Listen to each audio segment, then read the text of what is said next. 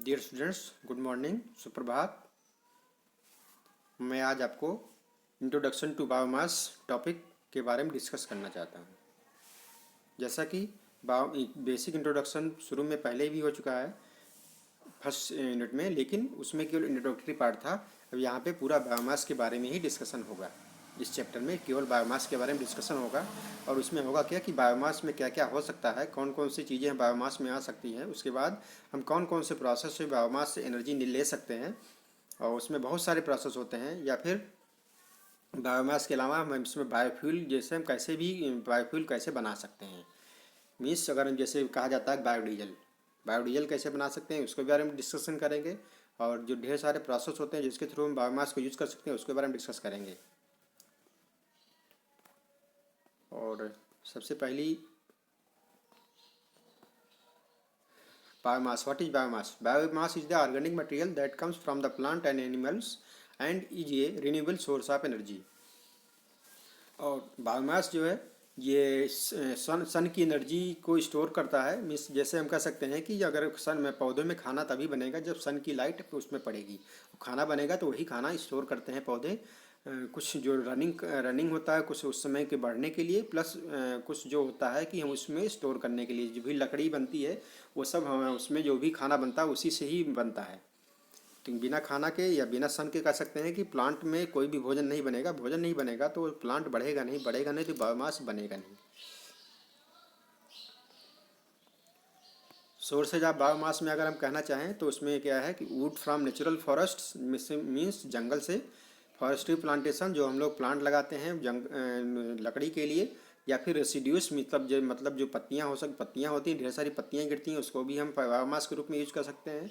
या फिर agriculture residues जैसे भूसा हुआ, पुआल हो गया, या फिर घास हो गई, सूखी घास, या फिर गन्ने का जो पार्ट निकलता है, गन्ने जो भी हम गन्ने का रस निकालते हैं तो उसमें भी जो खुइया हम कहते हैं वो भी एक तरह से हो है agriculture residues. Agro industrial waste means खेती का लेकिन इंडस्ट्री इन्वॉल्व हो।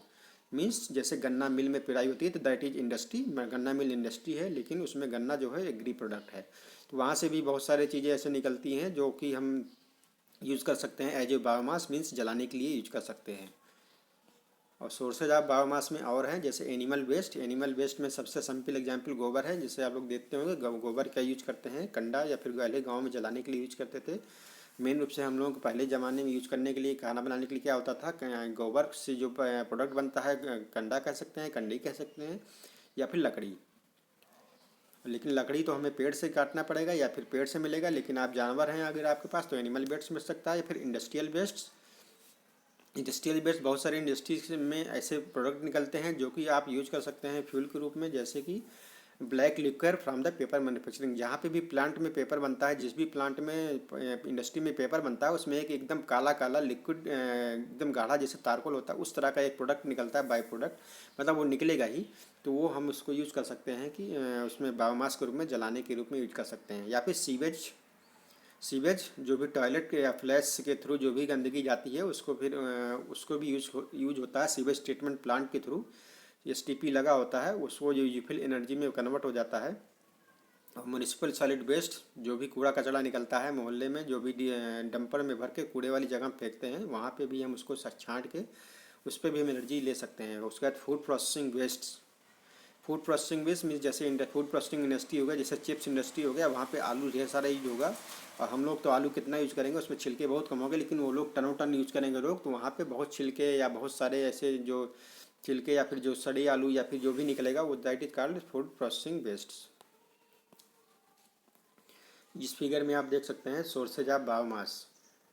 आप देखिए एग्रीकल्चर क्रॉप्स एंड रेसिड्यूज, जैसे भुट्टा का आपने इसमें फिगर में दिखाया गया है, भुट्टे में हम ले सकते हैं। उसके बाद जो पूरा पौधा बड़ा होता है उसको हम एग्रीकल्चर बायोमास के रूप में यूज कर सकते हैं। और इसमें राइट साइड में देखेंगे सीवेज दिखाया गया, सीवेज सीवेज सिस्टम से भी जो भी जाएगा उसको भी यूज कर सकते हैं, या फिर म्यूनिसिपल सॉलिड वेस्ट भी यूज कर सकते हैं, इनमें जो भी कूड़ा कचरा होता है, या फिर एनिमल रेसिड्यूज या फिर इंडस्ट्रियल रेसिड्यूज।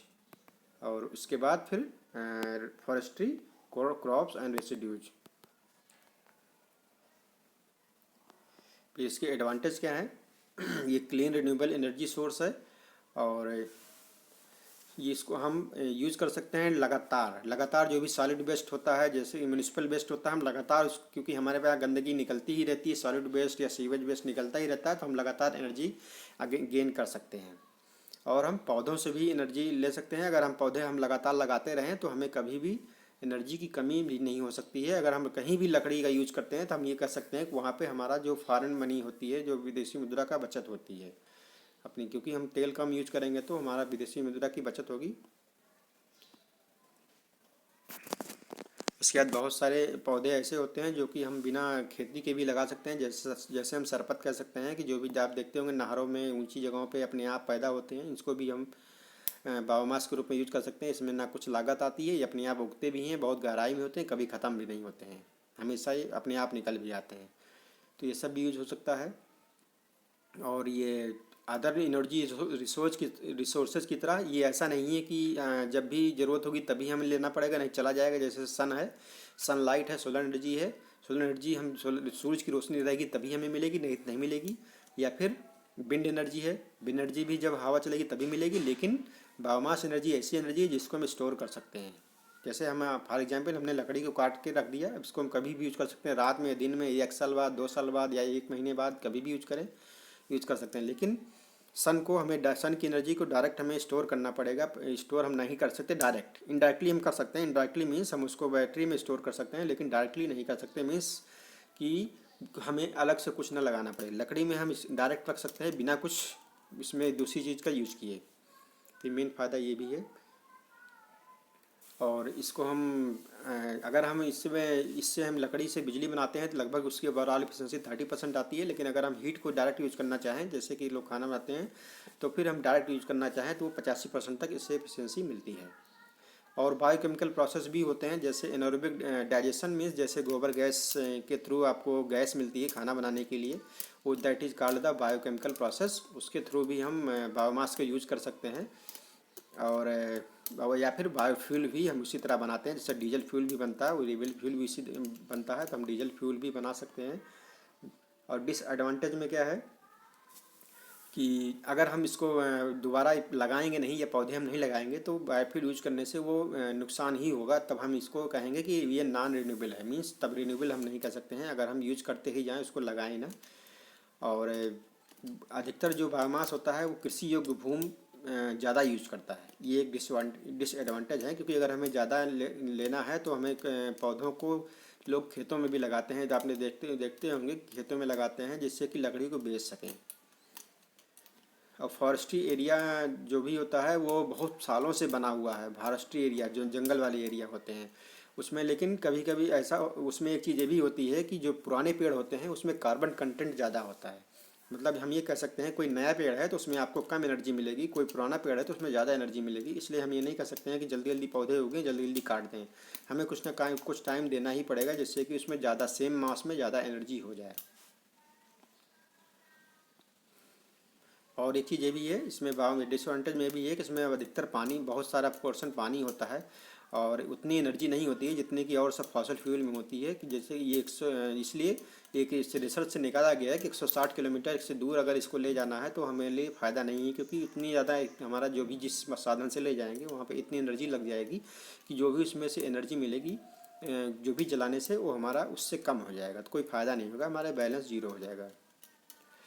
और इसको बर्न करने से carbon dioxide, carbon monoxide, carbon nitrogen oxide ये सब निकलता है। लेकिन अगर हम पेड़ पौधे लगातार लगते रहते हैं तो कभी ये इसकी कोई दिक्कत नहीं आती है। और जैसे हम ये कह सकते हैं कि जितने भी हम गाड़ी चल रही है, इंडस्ट्री चल रही है, लेकिन सब कार्बन डाइऑक्साइड इमिशन कर रहा है, कार्बन डाइऑक्साइड, कार्बन मोनोऑक्साइड सब इमिशन हो रहा है, लेकिन तब भी हमारे एटमॉस्फेयर में बहुत ज़्यादा टॉक्सिसिटी नहीं बढ़ रही है, बहुत ज़्यादा नहीं बढ़ रही है। अगर हम कहें कि कोई उसका रिवर्स प्रोसेस नहीं हो रहा होता तब तक जहर पूरा फैल गया होता हवा में। तो इसका मतलब है कि हमारी जो पेड़ पौधे हैं जो सभी गैसेस को धीरे धीरे डिकम्पोज करके उसको सही करते रहते हैं। अगर सही न करें तो हमारे हवा जो है बहुत जल्दी जहर बन जाए। Okay, thank you.